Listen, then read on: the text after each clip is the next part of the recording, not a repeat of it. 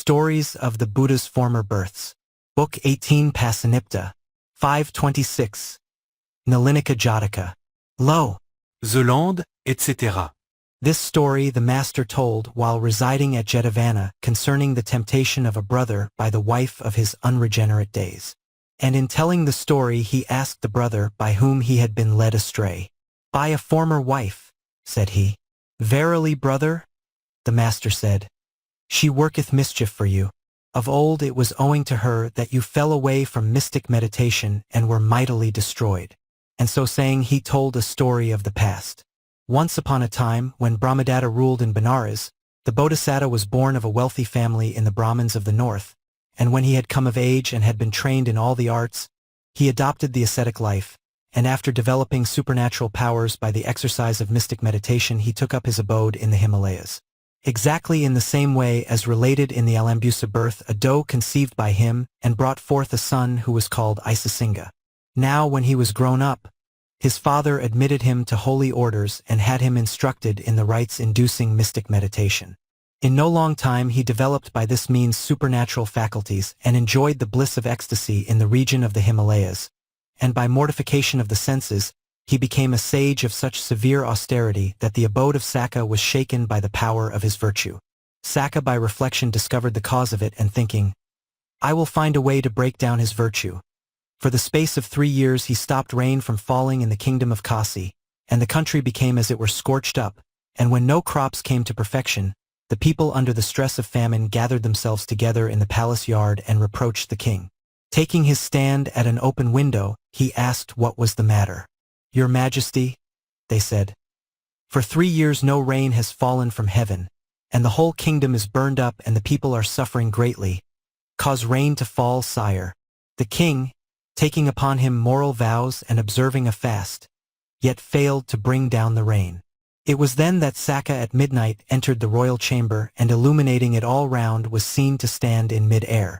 The king on seeing him asked, Who art thou? I am Saka, he said. Wherefore art thou come? Does rain fall in your realm, sire? No, it does not rain. Do you know why it does not rain? I do not know.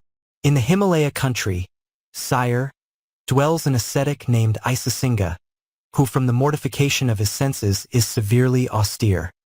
He constantly, when it begins to rain, looks up at the sky in a rage and so the rain ceases.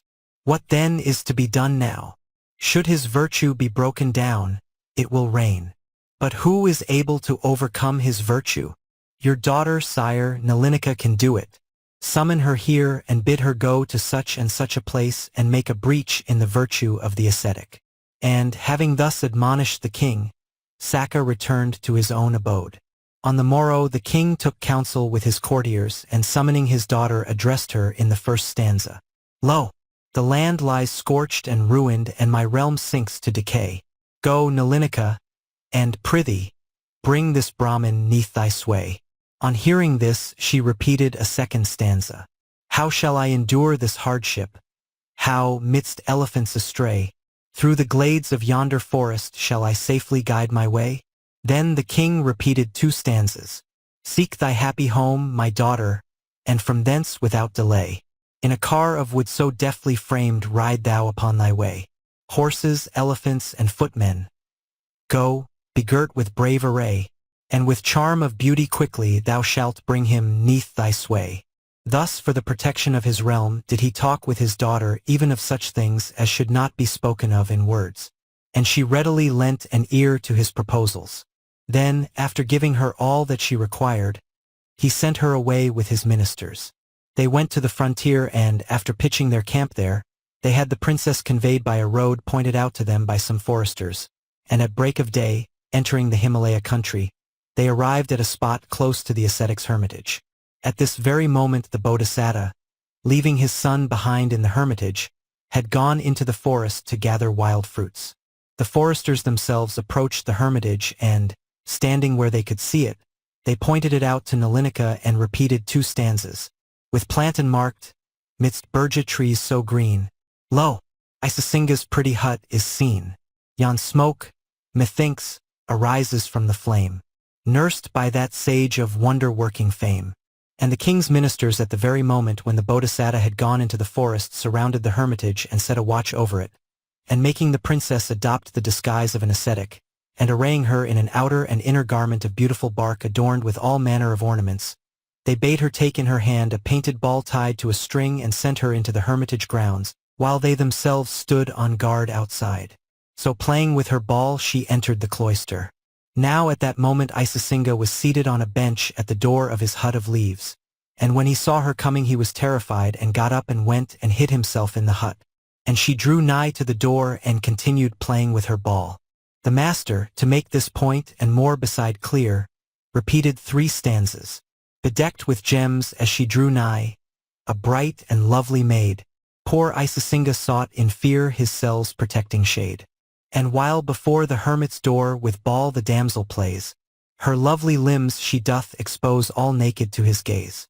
But when he saw her sporting thus, forth from his cell he broke, and, rushing from the leafy hut, words such as these he spoke. Fruit of what tree may this, sir, be, that however far 'tis tossed, 'twill still return to thee again and never more is lost? Then she telling him of the tree spoke this stanza. Mount Gandhamadana, the home wherein I dwell, can boast of many a tree with fruit may be such that though far 'tis tossed, 'twill still return to me again and never more is lost. Thus did she speak falsely, but he believed her, and thinking it was an ascetic he greeted her kindly and uttered this stanza. Pray, holy sir, come in and take a seat, accept some food and water for thy feet, and resting here a while enjoy with me such roots and berries as I offer thee. Being an ingenuous youth and never having seen a woman before he was led to believe the extraordinary story she told him, and through her seductions, his virtue was overcome and his mystic meditation broken off. After disporting himself with her till he was tired, he at length sallied forth and finding his way down to the tank he bathed and, when his fatigue had passed off, he returned and sat in his hut. And once more, still believing her to be an ascetic, he asked where she dwelt and spoke this stanza. By what road hither hast thou come? And dost thou love thy woodland home?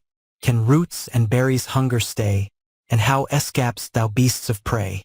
Then Nalinika recited 4 stanzas. North of this the Kema flows, straight from Himalayan snows. On its bank a charming spot, may be seen my hermit cot. Mango, taluk, sal full grown, cassia, trumpet flower full blown. All with song of elves resound. Here my home, sir, may be found. Here with dates and roots, I ween, every kind of fruit is seen. 'Tis a gay and fragrant spot that has fallen to my lot. Roots and berries here abound, sweet and fair and luscious found. But I fear should robbers come, they'll despoil my happy home. The ascetic, on hearing this, to put her off till his father should return, spoke this stanza. My father foraging for fruit is gone. The sun is sinking, he'll be here anon. When back front his fruit gathering he is come, we'll start together for thy hermit home. Then she thought, this boy, because he has been brought up in a forest, does not know that I am a woman. But his father will know it as soon as ever he sees me, and will ask me what business I have here, and striking me with the end of his carrying pole, he will break my head. I must be off before he returns, and the object of my coming is already accomplished. And telling him how he was to find his way to her house, she repeated another stanza. Alas, I fear I may no longer stay, but many a royal saint lives on the way. Ask one of them to point you out the road. He'll gladly act as guide to my abode. When she had thus devised a plan for her escape, she left the hermitage, and bidding the youth, as he was wistfully looking after her, to stay where he was, she returned to the ministers by the same road by which she had come there, and they took her with them to their encampment and by several stages reached Benares. And Saka that very day was so delighted that he caused rain to fall throughout the whole kingdom. But directly she had left the ascetic, Isasinga, a fever seized upon his frame, and all of a tremble he entered the hut of leaves, and putting on his upper robe of bark, he lay there groaning. In the evening his father returned, and missing his son he said, Where in the world is he gone? And he put down his carrying pole and went into the hut, and when he found him lying there he said, What ails you, my dear son? And chafing his back he uttered 3 stanzas. No wood is cut, no water fetched, no fire alight. I pray, tell me, thou silly lad, why thus thou dream'st the livelong day, until today the wood was ever cut, the fire alight, and pot thereon was put, my seat arranged, the water fetched. In sooth, thou foundst thy pleasure in the task, good youth. Today no wood is cleft, no water brought, no fire alight, cooked food in vain is sought. Today no welcome hast thou given to me. What hast thou lost? What sorrow troubles thee? On hearing his father's words, in explaining the matter, he said, Here, sire, today a holy youth has been, a handsome, dapper boy, of winsome mien, not over tall nor yet too short was he. Dark was his hair, as black could be. Smooth-cheeked and beardless was this stripling white, and on his neck was hung a jewel bright. 2 lovely swellings on his fair breast lay, like balls of burnished gold, of purest ray. His face was wondrous fair, and from each ear a curved ring depending did appear. These and the fillet on his head gave out flashes of light weener he moved about. Yet other ornaments the youth did wear, or blue or red, upon his dress and hair. Jingling weener he moved, they rang again, like little birds that chirp in time of rain. No robe of bark, sign of ascetic grim, no girdle made of munja grass for him. His garments shimmer, clinging to the thigh, bright as a flash of lightning in the sky. Fruits of what tree beneath his waist are bound, smooth and without or stalk or prickle found, stitched in his robe in order loose but thick. They strike each other with a sounding click. The tresses on his head were wondrous fair, hundreds of curls perfuming all the air. These locks just parted in the midst had he, dressed e'en as his would that my hair might be. But when his locks he did perchance unbind, and loose in all their beauty to the wind, their fragrance filled our home midst forest trees, like scent of lotus borne along the breeze. His very dust was fair to look upon, his person quite unlike that of thy son. It breathed forth odors wafted everywhere, like shrubs ablossom in the summer air. His fruit so bright and fair, of varied hue, afar from him upon the ground he threw, yet back to him 'twould evermore return. What fruit it is I fain from thee would learn. His teeth in even rows so pure and white, vie with the choicest pearls, a lovely sight. Weener he opes his lips, how charming 'tis, no food like ours, roots and vile potibs. His voice so soft and smooth, yet firm and clear, in gentle accents fell upon the ear. It pierced me to the heart, so sweet a note, ne'er issued from melodious cuckoo's throat. His tone I thought subdued, pitched far too low, for one rehearsing holy lore, I trow. Howbeit, so great his kindness, I would fain renew my friendship with this youth again. His warm arms flashing in their gold array, like gleams of lightning all around me play. With down, as I salve soft, were they o'erspread, round were his fingers, blushing coral red. Smooth were his limbs, his tresses long untied, long too his nails with tips all crimson dyed. With his soft arms around me clinging tight, the fair boy ministered to my delight. His hands were white as cotton, gleaming bright, like golden mirror that reflects the light. At their soft touch I felt a burning thrill, and though he's gone, the memory fires me still. No load of grain he brought, nor ever could be one with his own hands to chop our wood, nor would he with his axe hew down a tree, nor carry a sharp stake to pleasure me. This rumpled couch with leaves of creepers made bears witness to the merry pranks we played. Then in yon lake our weary limbs we lave, and once more seek indoors the rest we crave. Today no holy texts can I recite, no fire for sacrifice is found alight. Yea, from all roots and berries I'll abstain, till I behold this pious youth again. Tell me, dear father, for thou know'st it well, where in the world this holy youth may dwell. And thither with all speed, pray, let us fly, or at thy door my death will surely lie. I've heard him speak of glades with flowerets gay, and thronged with birds that sing the live long day. 'Tis thither with all speed I fain would fly, or here at once I'll lay me down and die. The great being on hearing the boy talk such nonsense knew at once that through some woman he had lost his virtue, and by way of admonition he repeated 6 stanzas. An ancient home for sages long has stood, within the sunlit precincts of this wood. In haunts of angels and of nymphs divine, this feeling of unrest should ne'er be thine. Friendships exist and then they cease to be. Each one shows love to his own family, but they poor creatures are who do not know, to whom their origin and love they owe. Friendship is formed by constant intercourse. When this is broken, friendship fails perforce. Shouldst thou set eyes upon this youth once more, or converse hold with him, as heretofore, just as a flood sweeps off the ripened corn, so will the power of virtue be o'erborne. Demons there be that through the wide earth run, in varied form disguised. Beware, my son, he that is wise should not consort with such. Virtue herself is blasted at their touch. On hearing what his father had to say, the youth thought, she was a female Jātaka, he says, and he was terrified and put away the thought of her from him. Then he asked his father's pardon, saying, "Forgive me, dear father, I will not leave this spot." And his father comforted him, saying, "Come, my boy, cultivate charity, pity, sympathy, and equanimity." And he proclaimed to him the attainment of the perfect states. And the son walked accordingly therein and once more developed mystic meditation. The master, having finished his lesson, revealed the truths and identified the birth. At the conclusion of the truths, the backsliding brother was established in the fruition of the first path. At that time the wife of his unregenerate days was Nalinika, the backsliding brother was Isasinga, and I myself was the father. Once, quoth she, did I see a fair sweet youth, here in these breaks, deep wounded with a bore, deep in the thigh.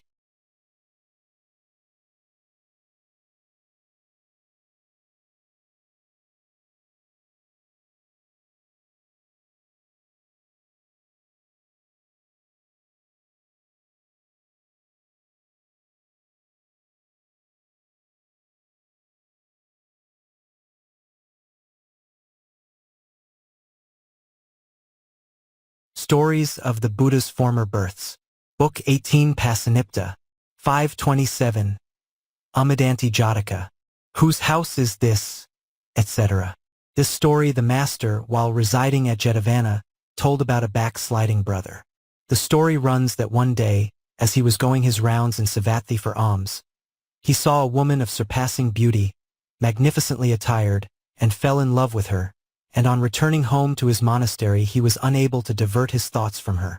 From that time, as it were, pierced with love's shafts and sick with desire, he became as lean as a wild deer, with his veins standing out on his body, and as sallow could be.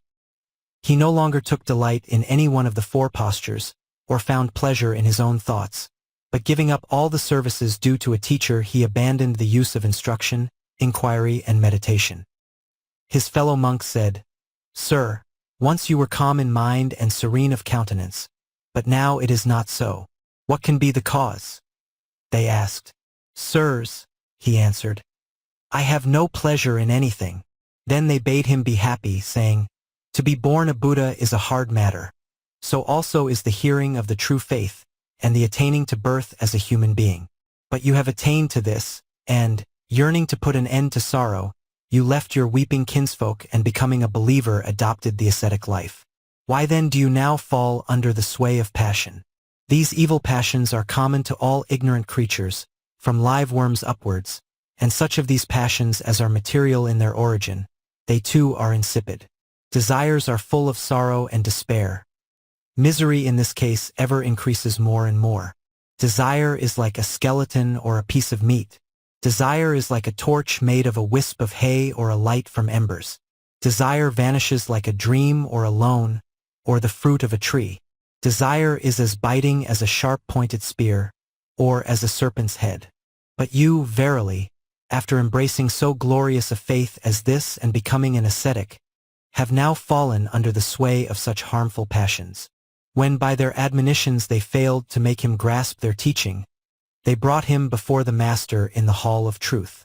And when he said, "Why, brethren, have you brought this brother here against his will?" They answered, "They tell us he is a backslider."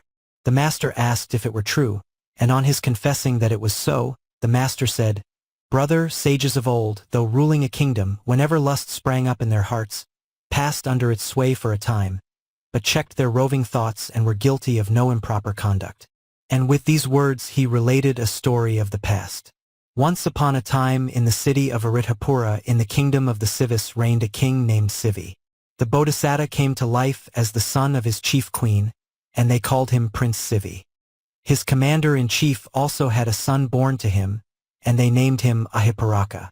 The two boys grew up as friends, and at the age of 16 they went to Takasila, and, after completing their education, they returned home. The king made over his kingdom to his son, who appointed Ahiparaka to the post of commander-in-chief, and ruled his kingdom righteously.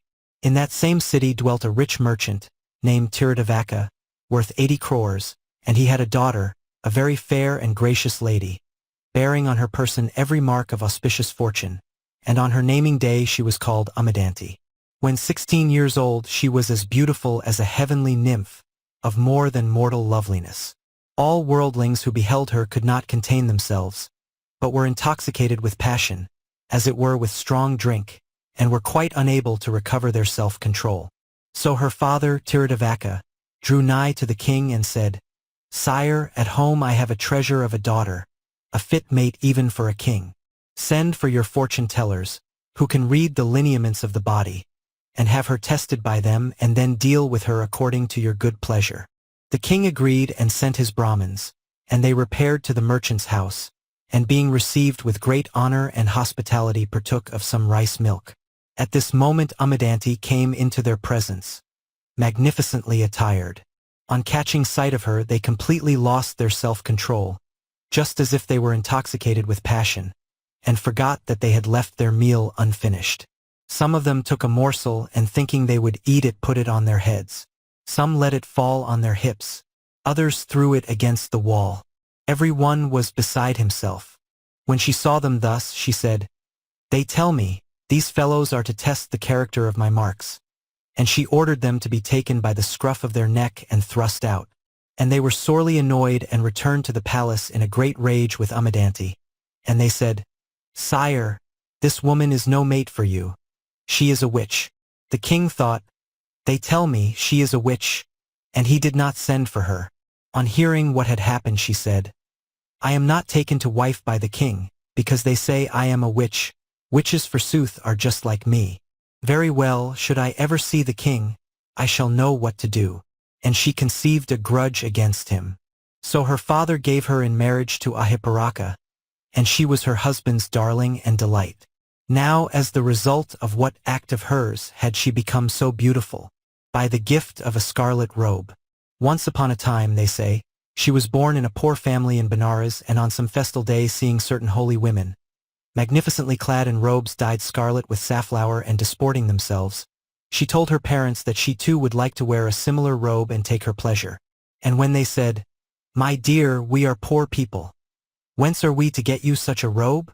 "Well then," said she, "suffer me to earn wages in a wealthy household, and as soon as they recognize my merit, they will make me a present of a robe."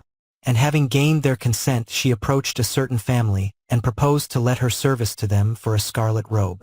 They said, "After you have worked 3 years for us, we will recognize your merits by giving you one." She readily agreed and set about her work.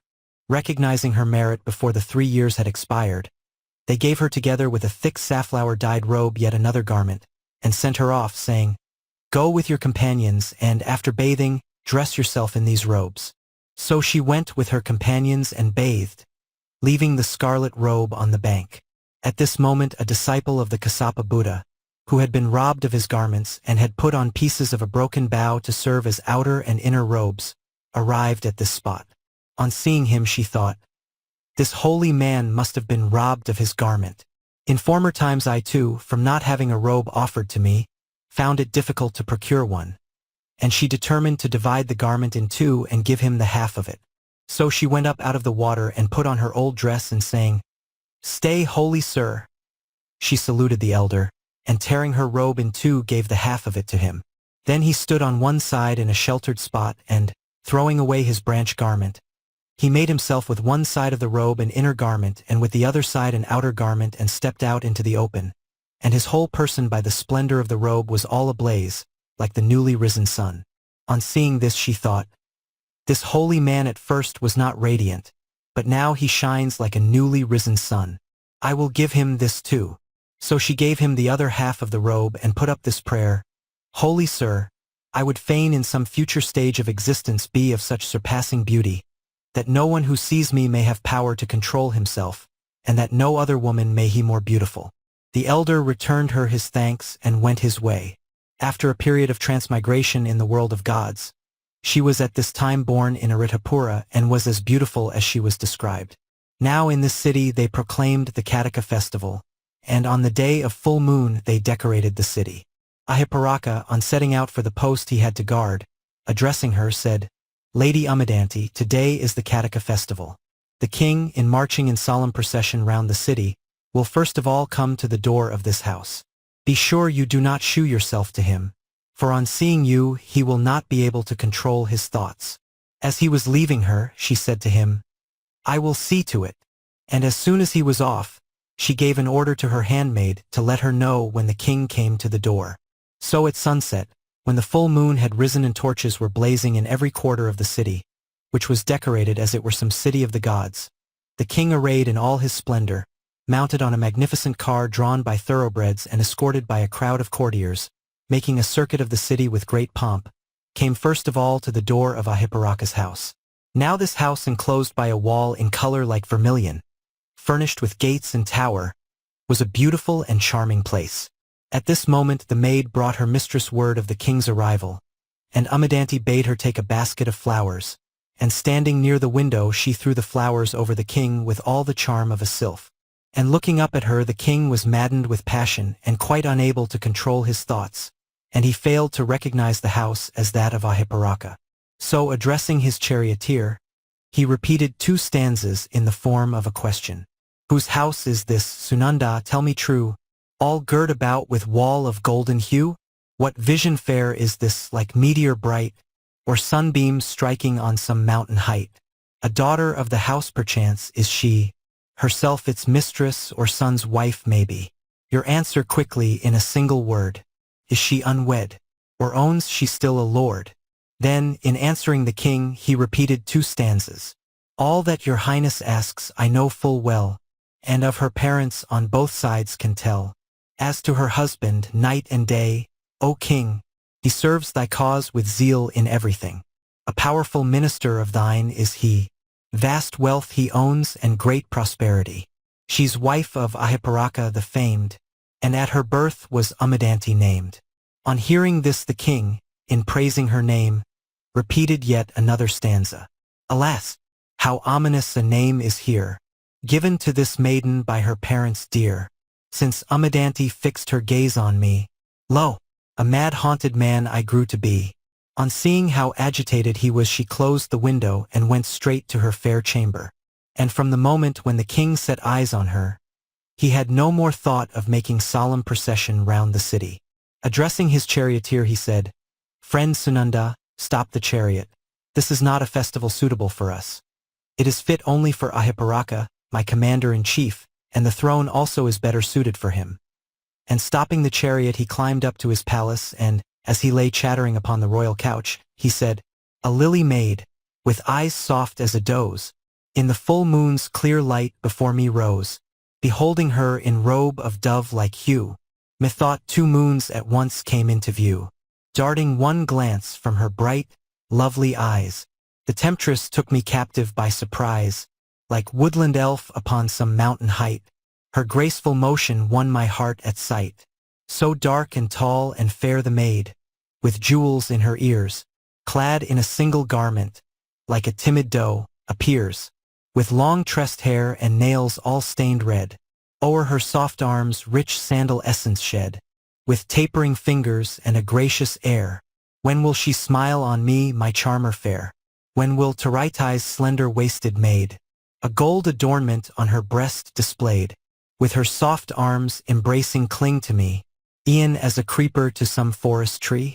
When will she stained with dye of lac so bright, with swelling bosom, maiden lily white, exchange a kiss with me as oft a glass, will from one toper to another pass? Soon as I saw her standing thus, so fair to outward view, no longer master of myself, reason away I threw. When Ummadanti I beheld, with jeweled ear-rings bright, like one immersed right heavily, I slept not day nor night. Should Saka grant a boon to me, my choice were quickly ta'en. I would be Ahiparaka one night or haply twain, and Ummadanti thus enjoyed, he might o'er Sivi reign. Then those counselors told Ahiparaka, saying, Master, the king on making a solemn procession around the city went to the door of your house and then turning back climbed up to his palace. So Ahiparaka went home and addressing Ummadanti asked her if she had shown herself to the king. My lord, she said, a certain pot-bellied fellow with huge teeth, standing up in his chariot, came here. I do not know whether he was a king or a prince, but I was told he was a lord of some kind, and standing at the open window I threw flowers over him. Meanwhile he turned back and went off. On hearing this he said, You have ruined me. And early next morning ascending to the king's house he stood at the door of the royal chamber and hearing the king rambling about Ummadanti he thought, He has fallen in love with Ummadanti. If he does not get her, he will die. It is my duty to restore him to life, if it can be done without sin on the part of the king or myself. So he went home and summoned a stout-hearted knave or a serving man and said, Friend, in such and such a place is a hollow tree that is a sacred shrine. Without saying a word to anyone, go there at sunset and seat yourself inside the tree. Then I shall come and make an offering there, and in worshipping the deities I shall put up this prayer. O King of Heaven, our king, while a festival was going on, without taking any part in it, has gone into his royal closet and lies there chattering idly. We do not know why he does so. The king has been a great benefactor of the gods and year by year has spent 1,000 pieces of money in sacrifices. Tell us why the king talks thus foolishly and grant us the boon of the king's life. Thus will I pray, and at this moment you are to remember to repeat these words. O Commander-in-Chief, your king is not sick, but he is infatuated with your wife Ummadanti. If he shall get her, he will live. Otherwise he will die. If you wish him to live, give up Ummadanti to him. This is what you are to say.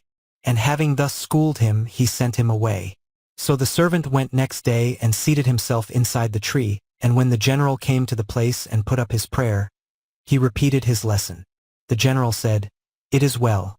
And with an obeisance to the deity he went and told the king's ministers, and entering the city he climbed up to the palace and knocked at the door of the royal closet.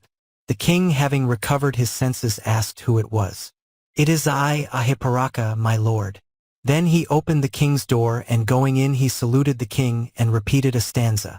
While kneeling at a sacred shrine, O king, a Jātaka came and told me a strange thing, how Ummadanti had enslaved thy will. Take her and so thy heart's desire fulfill.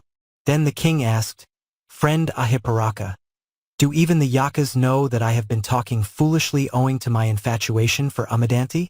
Yes, my lord, he said. The king thought, My vileness is known throughout the world, and he felt ashamed. And taking his stand in righteousness, he uttered another stanza. Fallen from grace no godhead shall I win, and all the world will hear of my great sin. Think too how great thy grief of mind would be, shouldst thou no more thy Ummadanti see. The remaining stanzas are repeated by the two alternately. Except thyself and me, O king, no one in the whole world will know the deed that's done. Lo, Ummadanti is my gift to thee. Thy passion sated, send her back to me. The sinner thinks, no mortal man has been a witness of my guilty deed, I ween. Yet all he does will fall within the ken of ghostly beings and of holy men, who in this world, supposing thou shouldst say, I loved her not, would any credence pay? Think too how great thy grief of mind would be, shouldst thou no more thy Ummadanti see. She was, great king, as dear to me as life, in very sooth a well-beloved wife. Yet, sire, to Ummadanti straight repair, e'en as a lion to his rocky lair. The sage hower oppressed by his own woe, will scarce an act that wins him bliss forego. E'en the dull fool intoxicate with bliss. would ne'er be guilty of a sin like this. A fostering parent, king, I own in thee, husband and lord, yea God art thou to me, thy slaves my wife and child, and I thy thrall. O Sivi, do thy pleasure with us all. Whoso shall wrong his neighbor nor repent, saying, see here a Lord omnipotent, will ne'er be found to live out half his days, and gods will view his conduct with dispraise. Should righteous men accept as gift a thing, freely bestowed by others, then, O King, they who receive and they who grant have done a deed whereby the fruit of bliss is won. Who in this world, supposing thou shouldst say, I love her not, would any credence pay? Think too how great thy grief of mind would be, shouldst thou no more thy Ummadanti see. She was, great king, as dear to me as life, in very sooth a well-beloved wife. Lo, Ummadanti is my gift to thee, thy passion sated, send her back to me. Who rids himself of pain at others' cost, rejoicing still though others' joy be lost. Not he, but one that feels another's woe, as 'twere his own, true righteousness can know. She was, great king, as dear to me as life, in very sooth a well-beloved wife. I give what most I prize, nor give in vain, they that thus give receive as much again. I might destroy myself for fleshly appetite, yet would I never dare by wrong destroy the right. Shouldst thou, O noble prince, thy love forswear, because she is my wife to, I declare, henceforth she is divorced and free to all, thy slave to summon at thy beck and call. If thou, mine ancient, to thy detriment, shouldst put away thy wife, though innocent, thou wouldst, methinks, have heavy blame to bear, and ne'er a single soul to speak thee fair. With all such blame, my king, I could away, with censure, praise, or be it what it may, let it fall on me, Sivi, as it will. Only do thou thy pleasure first fulfill. He who esteem or blame regardeth not, for praise or censure careth not a jot. From him will glory and good fortune fly, as floods subside, leaving land high and dry. Whatever of bliss or pain from hence may spring, or stepping right or fit one's heart to ring, I'll welcome, if it joyous be or sad, as earth puts up with all both good and bad. I would not have another suffering from wrongful act that may his bosom wring. I'll bear the burden of my griefs alone, steadfast in right, vexing the peace of none. A meritorious act to heaven will lead, be thou no obstacle to such a deed. I Ummadanti a free offering send, as kings on Brahmin priests much treasure spend. Truly to me great kindness hast thou shown, thy wife and thou are both my friends, I own. Brahmins and gods alike would blame me sore, and curses rest on me for evermore. Townsmen and countryfolk in this, I trust, will ne'er, O Sivi king, call thee unjust, since Ummadanti is my gift to thee, thy passion sated, send her back to me. Truly to me great kindness hast thou shown, thou and thy wife are both my friends, I own. Good men's right acts are famed both far and wide, hard to o'erstep is right, like ocean's tide.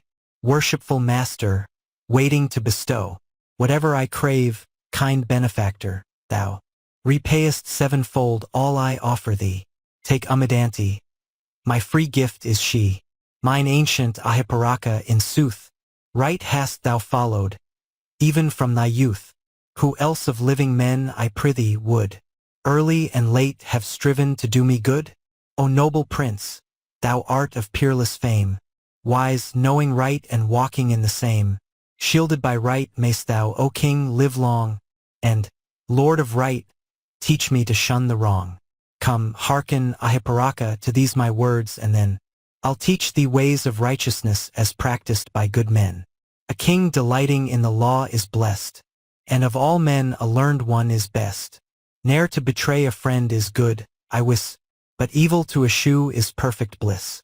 Neath the mild sway of righteous king, like shade from sun's stroke sheltering, his subjects all may dwell in peace, rejoicing in their wealth's increase. No evil deed shall my approval win, however heedless it remains a sin. But such as sin gainst knowledge I detest. List to my parable, mark it and digest. The bull through floods a devious course will take, the herd of kine all straggling in his wake. So if a leader tortuous paths pursue, to base ends will he guide the vulgar crew, and the whole realm an age of license rue. But if the bull a course direct shall steer, the herd of kine straight follow in his rear. So should their chief to righteous ways be true, the common folk in justice will eschew, and through the realm shall holy peace ensue. I would not by an unjust act e'en heaven itself attain. No, not if, Ahipparaka, the whole world I should gain. Whatever things of price mongst men esteemed good, oxen and slaves and gold, garments and sandalwood, brood mares, rich treasure, jewels bright, and all that sun and moon watch over day and night, not for all this would I injustice do. I amongst civis born a leader true, father and chief and guardian of our land. As champion of its rights I take my stand, so will I reign on righteousness intent. To mine own will no more subservient. Auspicious is thy rule, great king, mayst thou continue long, to guide the state with happy fate and in thy wisdom strong. Great joy is ours, O king, that thou such zeal for right hast shown. Princes of might, neglecting right, ere now have lost a crown. To parents dear, O warrior king, do righteously, and so, by following a righteous line to heaven thou, sire, shalt go. To wife and children, warrior king, do righteously, and so, by following a righteous line to heaven thou, sire, shalt go. To friends and courtiers, warrior king, do righteously, and so, by following a righteous line to heaven thou, sire, shalt go. In war and travel, warrior king, do righteously, and so, by following a righteous line to heaven thou, sire, shalt go. In town and village, warrior king, do righteously, and so, by following a righteous line to heaven thou, sire, shalt go. In every land and realm, O king, do righteously, and so, by following a righteous line to heaven thou, sire, shalt go. To Brahmins and ascetics all, do righteously, and so, by following a righteous line to heaven thou, sire, shalt go. To beasts and birds, O warrior king, do righteously, and so, by following a righteous line to heaven thou, sire, shalt go. Do righteously, O warrior king. From this all blessings flow, by following a righteous course to heaven thou, sire, shalt go. With watchful vigilance, O king, on paths of goodness go. The Brahmins, Indra, and the gods have won their godhead so. When the king had thus been taught the law by his commander-in-chief Ahipparaka, he got rid of his infatuation for Ummadanti. The master, having ended his lesson, revealed the truth and identified the birth. At the end of the truths, the brother was established in the first path. At that time Ananda was the charioteer, Sunanda, Sariputta was Ahipparaka, Uppalavanna was Ummadanti, the followers of Buddha were the rest of the courtiers, and I myself was King Sivi.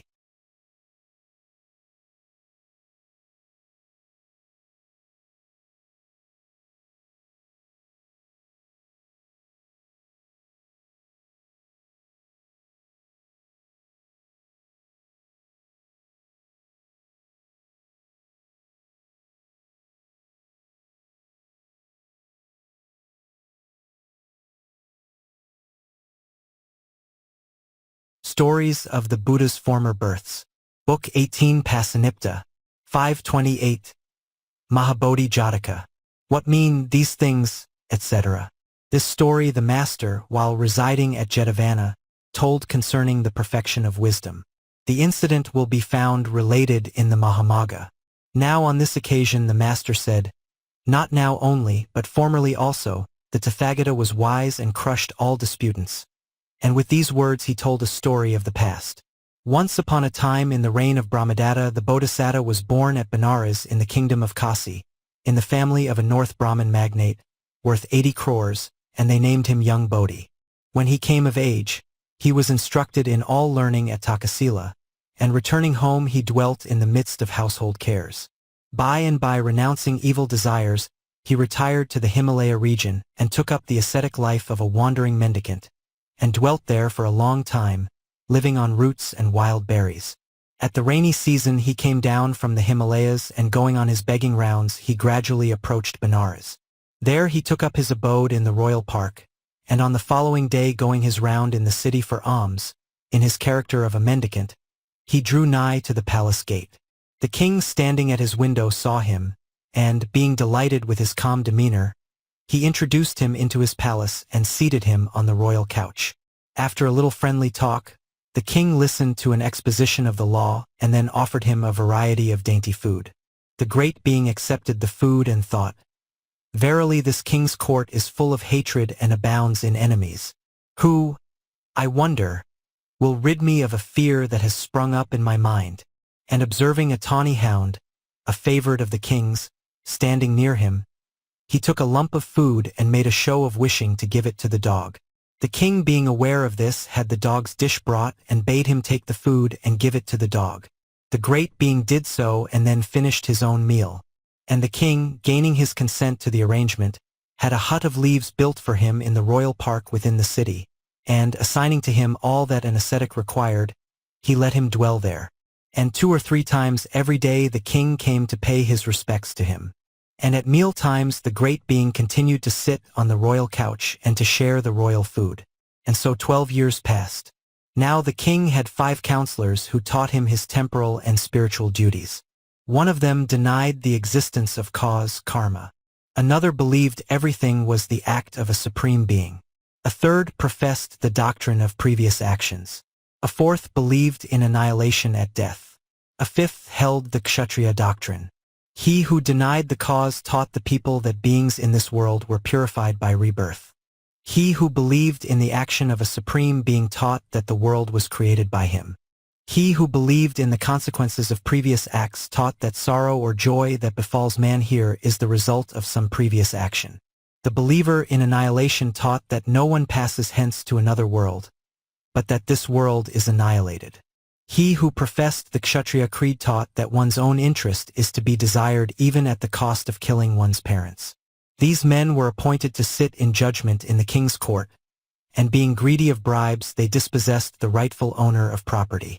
Now one day a certain man, being worsted in a false action at law, saw the great being go into the palace for alms, and he saluted him and poured his grievance into his ears, saying, "Holy sir, why do you, who take your meals in the king's palace, regard with indifference the action of his lord justices who by taking bribes ruin all men? Just now these 5 counselors, taking a bribe at the hands of a man who brought a false action, have wrongfully dispossessed me of my property." So the great being, moved by pity for him, went to the court, and giving a righteous judgment reinstated him in his property. The people with one consent loudly applauded his action. The king, hearing the noise, asked what it meant, and on being told what it was, when the great being had finished his meal, he took a seat beside him and asked, "Is it true, reverend sir, as they say, that you have decided a lawsuit?" "It is true, sire." The king said, "It will be to the advantage of the people if you decide cases. Henceforth you are to sit in judgment." "Sire," he replied, "we are ascetics. This is not our business." "Sir, you ought to do it in pity to the people. You need not judge the whole day, but when you come here from the park, go at early dawn to the place of judgment and decide 4 cases. Then return to the park and after partaking of food decide 4 more cases, and in this way the people will derive benefit." After being repeatedly importuned, he agreed to it, and henceforth he acted accordingly. Those who brought fraudulent actions found no further opportunity, and the counselors, not getting any bribes, were in evil plight and thought, "Ever since this mendicant Bodhi began to sit in judgment, we get nothing at all." And calling him the king's enemy, they said, "Come, let us slander him to the king and bring about his death." So drawing nigh to the king they said, "Sire, the mendicant Bodhi wishes you harm." The king did not believe them and said, "Nay, he is a good and learned man. He would not do so." "Sire," they replied, "all the citizens are his creatures. We are the only 5 people he cannot get under his thumb. If you do not believe us, when he next comes here, take note of his following." The king agreed to do so, and standing at his window he watched for his coming. And seeing the crowd of suitors who followed Bodhi without his knowledge, the king thought they were his retinue, and being prejudiced against him, he summoned his counselors and asked, "What are we to do?" Have him arrested, sire, they said. Unless we see some gross offense on his part. He said, how are we to arrest him? Well then diminish the honor that is usually paid to him, and when he sees this falling off of respect, being a wise mendicant, he will without saying a word to anyone run away of his own accord. The king fell in with this suggestion and gradually diminished the respect paid to him. On the first day after this they seated him on a bare couch. He noticed it and at once knew that he had been slandered to the king, and returning to the park he was minded to take his departure that very day. But he thought, when I know for certain I will depart, and he did not go away. So the next day when he was seated on the bare couch, they came with food prepared for the king and other food as well, and gave him a mixture of the two. On the third day they did not suffer him to approach the dais, but placing him at the head of the stairs they offered him mixed food. He took it and retiring to the park made his meal there. On the fourth day they placed him on the terrace below and gave him broth made of rice dust, and this too he took to the park and made his meal there. The king said, though the honors paid to him are diminished, yet great Bodhi, the mendicant, does not go away. What are we to do? Sire, they said, it is not for alms he comes here, but he is seeking sovereignty. If he were coming merely for the alms, he would have run away the very first day he was slighted. What then are we to do? Have him slain tomorrow, sire. He said, it is well. And placing swords in the hands of these very men he said, tomorrow when he comes and stands inside the door, cut off his head and make mincemeat of him, and without saying a word to anyone throw his body on a dunghill, and then take a bath and return here. They readily agreed and said, tomorrow we will come and do so. And having arranged matters with one another they departed to their several homes. The king too after his evening meal lay down on the royal couch and called to mind the virtues of the great being.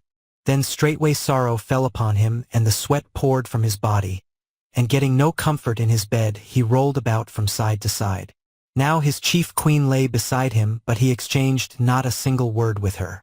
So she asked him, saying, how is it, sire, that you do not say a word to me? Have I in any way offended you? No, lady, he said. But they tell me the mendicant Bodhi has become an enemy of ours. I have ordered 5 of my counselors to slay him tomorrow. After killing him they will cut him in pieces and cast his body on a dunghill. But for 12 years he has taught us many a truth. No single offense in him has ever been clearly seen by me before, but at the instigation of others I have ordered him to be put to death, and this is why I grieve. Then she comforted him, saying, if, sire, he is your enemy, why do you grieve at killing him? Your own safety must be attended to, even if the enemy you slay is your own son. Do not take it to heart. He was reassured by her words and fell asleep. At that moment the well-bred tawny hound hearing the talk thought, tomorrow by my own power I must save this man's life. So early next morning the dog went down from the terrace and coming to the big door, he lay with his head on the threshold, watching the road by which the great being came. But those counselors with swords in their hands came early in the morning and took their stand inside the door. And Bodhi duly observing the time came from the park and approached the palace door. Then the hound seeing him opened his mouth and showed his 4 big teeth and thought, why, holy sir, do you not seek your alms elsewhere in India? Our king has posted 5 counselors armed with swords inside the door to slay you. Do not come accepting death as your fate, but be off with all speed. And he gave a loud bark. From his knowledge of the meaning of all sounds Bodhi understood the matter and returned to the park and took everything that was necessary for his journey. But the king standing at his window when he found he was not coming thought, if this man is my enemy, he will return to the park and gather together all his forces and will be prepared for action. But if otherwise, he will certainly take all that he requires and be ready to go away. I will find out what he is about. And going to the park he found the great being coming out of his hut of leaves and with all his requisites at the end of his cloister walk, ready to start, and saluting him he stood on one side and uttered the first stanza. What mean these things, umbrella, shoes, skin robe and staff in hand? What of this cloak and bowl and hook? I fain would understand. Why in hot haste thou wouldst depart and to what far-off land? On hearing this the great being thought, I suppose he does not understand what he has done. I will let him know. And he repeated 2 stanzas. These 12 long years I've dwelt, O king, within thy royal park, and never once before today this hound was known to bark. Today he shows his teeth so white, defiant now and proud, and hearing what thou toldst the queen to warn me, bays aloud. Then the king acknowledged his sin, and asking to be forgiven he repeated the 4th stanza. The sin was mine. Thee, holy sir, my purpose was to slay, but now I favor thee once more, and fain would have thee stay. Hearing this the great being said, Of a truth, sire, wise men do not dwell with one who without having seen a thing with his own eyes follows the lead of others. And so saying he exposed his misconduct and spoke thus, My food of old was pure and white, next motley 'twas in hue, now it is brown as brown can be. 'Tis time that I withdrew, first on the dais, then upstairs and last below I dine. Before I'm thrust out neck and crop, my place I will resign. Affect thou not a faithless friend, like a dry well is he. However deep one digs it out, the stream will muddy be. A faithful friend I cultivate, a faithless one eschew. As one athirst hastes to a pool, a faithful friend pursue. Cling to the friend that clings to thee, his love with love requite. One who forsakes a faithful friend is deemed a sorry wight. Who cleaves not to a steadfast friend, nor love requites with love. Vilest of men is he, nor ranks the monkey tribe above. To meet too often is as bad as not to meet at all. To ask a boon a whit too soon, this too makes love to pall. Visit a friend but not too oft, nor yet prolong thy stay. At the right moment favors beg, so love will ne'er decay. Who stay too long find oftentimes that friend is changed to foe. So ere I lose thy friendship I will take my leave and go. The king said, Though I with folded hands beseech, thou wilt not lend an ear. Thou hast no word for us to whom thy service would be dear. I crave one favor. Come again and pay a visit here. The Bodhisattva said, If nothing comes to snap our life, O king, if thou and I still live, O fosterer of thy realm, perhaps I'll hither fly, and we may see each other yet, as days and nights go by. Thus spoke the great being and preached the truth to the king, saying, Be vigilant, O sire. And leaving the park after going around for alms in a district of his own, he departed from Benares and by degrees reached a place in the Himalayas, and after dwelling some time there he descended from the hills and settled in a forest near a frontier village. As soon as he was gone, those counselors once more sat in judgment, robbing the people, and they thought, Should great Bodhi, the mendicant, return, we shall lose our livelihood. What are we to do to prevent his coming back? Then this occurred to them. Such people as these cannot leave any object to which they are attached. What can be the object here to which he is attached? Then feeling sure it must be the king's chief consort, they thought, This is the reason why he would return here. We will be beforehand with them and put her to death. And they repeated this to the king, saying, Sire, today a certain report is current in the city. What report? He said. Great Bodhi the mendicant and the queen send messages to and fro, one to the other. With what objects? His message to the queen, they say, is this.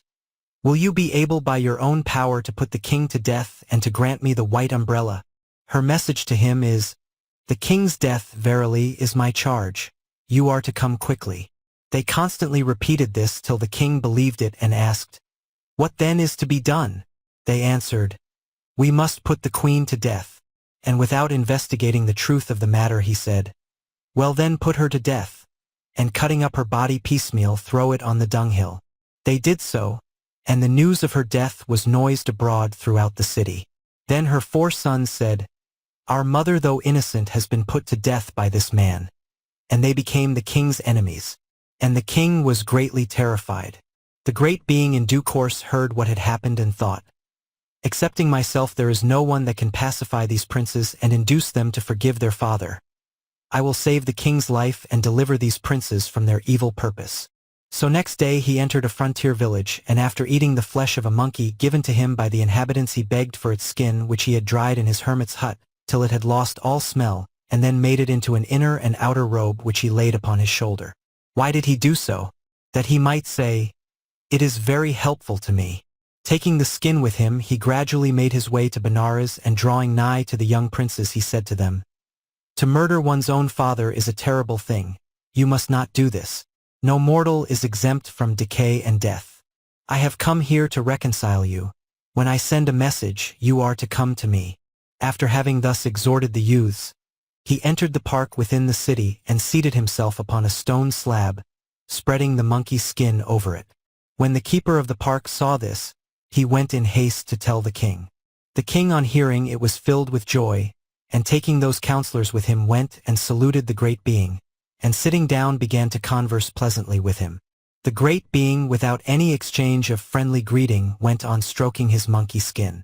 The king said, "Sir, without making any provision for me, you continue to rub your monkey skin.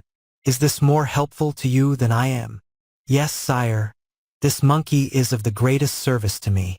I traveled about sitting on its back, carried my water pot for me, it swept out my dwelling place. It performed various duties of a minor kind for me. Through its simplicity I ate its flesh, and having had its skin dried, I spread it out and sit and lie on it. So it is very useful to me."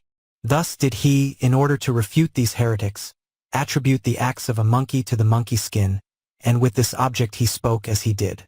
From his having formerly dressed in its skin, he said, "I traveled about sitting on its back." From placing it on his shoulder, and from having thus carried his drinking vessel, he said, "It carried my drinking vessel." From the fact of having swept the ground with the skin, he said, "It sweeps out my dwelling place."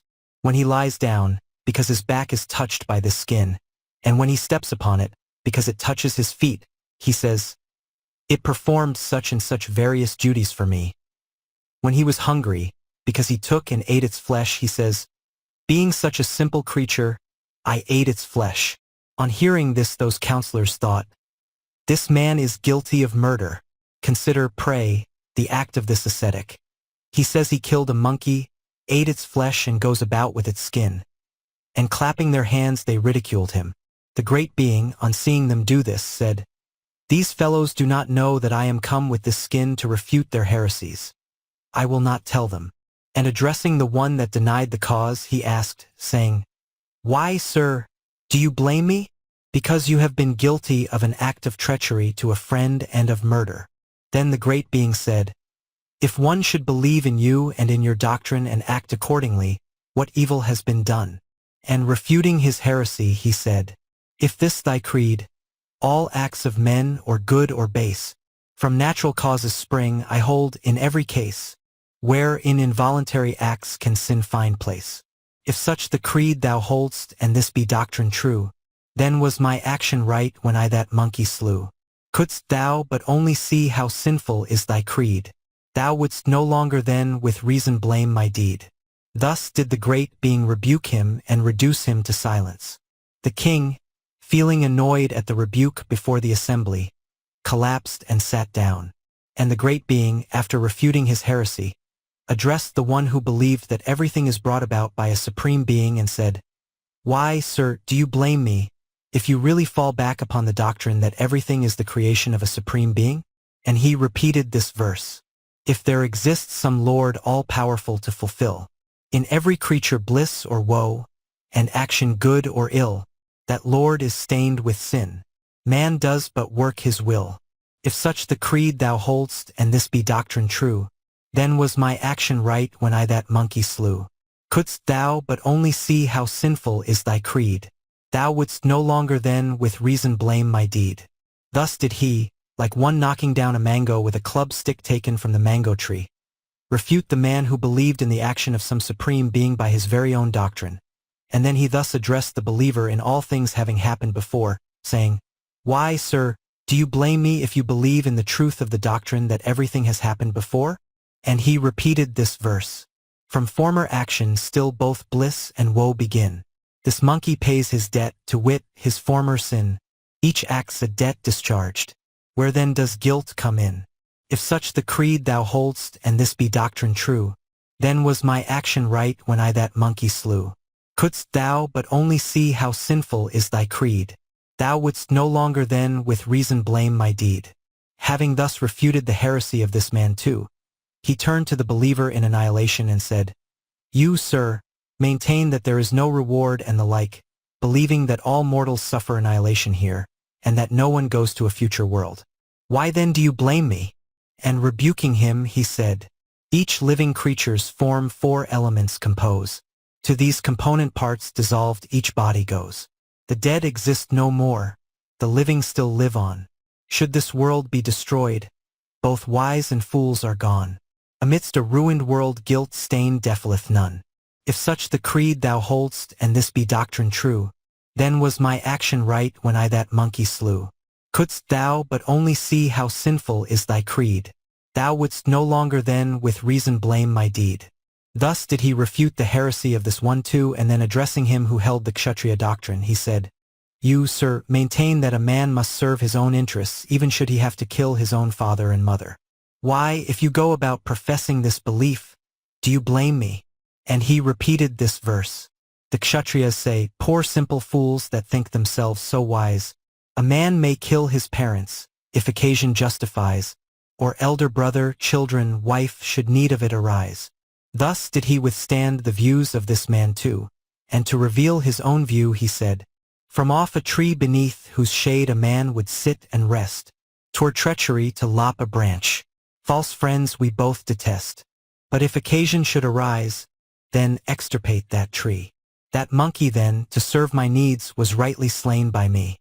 If such the creed thou hold'st and this be doctrine true, then was my action right when I that monkey slew. Couldst thou but only see how sinful is thy creed, thou wouldst no longer then with reason blame my deed." Thus did he refute the doctrine of this man too. And now that all these 5 heretics were dumbfounded and bewildered, addressing the king he said, "Sire, these fellows with whom you go about are big thieves who plunder your realm. Oh, fool that you are, a man by consorting with fellows such as these both in this present world and that which is to come would meet with great sorrow." And so saying he taught the king the truth and said, "This man avers, there is no cause. Another, one is Lord of all. Some hold, each deed was done of old. Others, all worlds to ruin fall. These and the Kshatriya heretics are fools who think that they are wise. Bad men are they who sin themselves and others wickedly advise. Evil communications I result in pains and penalties." Now by way of illustration, enlarging on the text of his sermon, he said, "A wolf disguised as ram of old, drew unsuspected nigh the fold. The panic-stricken flock it slew, then scampered off to pastures new. Thus monks and Brahmins often use a cloak the credulous to abuse. Some on bare ground all dirty lie, some fast, some squat in agony. Some may not drink, some eat by rule. A saint each poses, wicked fool. An evil race of men are they, and fools who think that they are wise. All such not only sin themselves, but others wickedly advise. Evil communications I result in pains and penalties. Who say, no force exists in anything, deny the cause of all, disparaging their own and others' acts as vanity. O king, an evil race of men are they, and fools who think that they are wise. All such not only sin themselves, but others wickedly advise. Evil communications I result in pains and penalties. If force exists not anywhere nor acts be good or ill, why should a king keep artisans, to profit by their skill? It is because force does exist and actions good or ill, that kings keep ever artisans and profit by their skill. If for 100 years or more no rain or snow should fall, our race, amidst a ruined world, would perish one and all. But as rains fall and snow withal, the changing year ensures that harvest ripens and our land for ages long endures. The bull through floods a devious course will take, etc. Who plucketh fruit before it has well ripened on the tree, destroys its seed and never knows how sweet the fruit may be. So he that by unrighteous rule his country has destroyed, the sweets that spring from righteousness has never once enjoyed. But he that lets the fruit he plucks first ripen on the tree, preserves its seed and knows full well how sweet the fruit may be. So he too by his righteous rule that has preserved the land, how sweet the fruits of justice are can fully understand. The warrior king that o'er the land unrighteous sway shall wield, will suffer loss in plant and herb, whatever the ground shall yield. So should he spoil his citizens so apt by trade to gain, a failing source of revenue will his exchequer drain. And should he vex his soldiers bold, so skilled to rule the fight, his army will fall off from him and shear him of his might. So should he wrong or sage or saint, he meets his due reward, and through his sin, however high born, from heaven will be debarred. And should a wife by wicked king, though innocent, be slain, he suffers in his children and in hell is racked with pain. Be just to town and country folk and treat thy soldiers well. Be kind to wife and children and let saints in safety dwell. A monarch such as this, O sire, if free from passion found, like Indra, lord of Asuras, strikes terror all around. The great being having thus taught the truth to the king summoned the 4 young princes and admonished them, explaining to them the king's action, and he said, "Ask the king's pardon." And having persuaded the king to forgive them, he said, "Sire, henceforth do not accept the statement of slanderers without weighing their words, and be not guilty of any similar deed of violence. And as for you young princes, act not treacherously towards the king." And he thus admonished them all. Then the king said to him, "Holy sir, it was owing to these men that I sinned against you and the queen, and through accepting their statement I wrought this evil deed. I will put all 5 of them to death. Sire, you must not do this. Then I will order their feet and hands to be cut off. This too you must not do." The king assented, saying, "It is well." And he stripped them of all their property and disgracing them in various ways, by fastening their hair into 5 locks, by putting them into fetters and chains, and by sprinkling cow dung over them, he drove them out of his kingdom.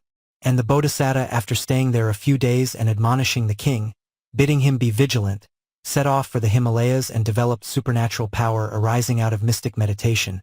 And so long as he lived, cultivating the perfect states, he became a denizen of the Brahma world. The master here ended his lesson in saying, "Not now only, brethren, but formerly also, the Tathagata was wise and crushed all disputants." He thus identified the birth. At that time the 5 heretics were Purana Kassapa, Makali Gosala, Pakuta Kakana, Ajita Kesakambali, Nigantha Nathaputa, the tawny dog was Ananda, and the wandering mendicant Mahabodhi was I myself.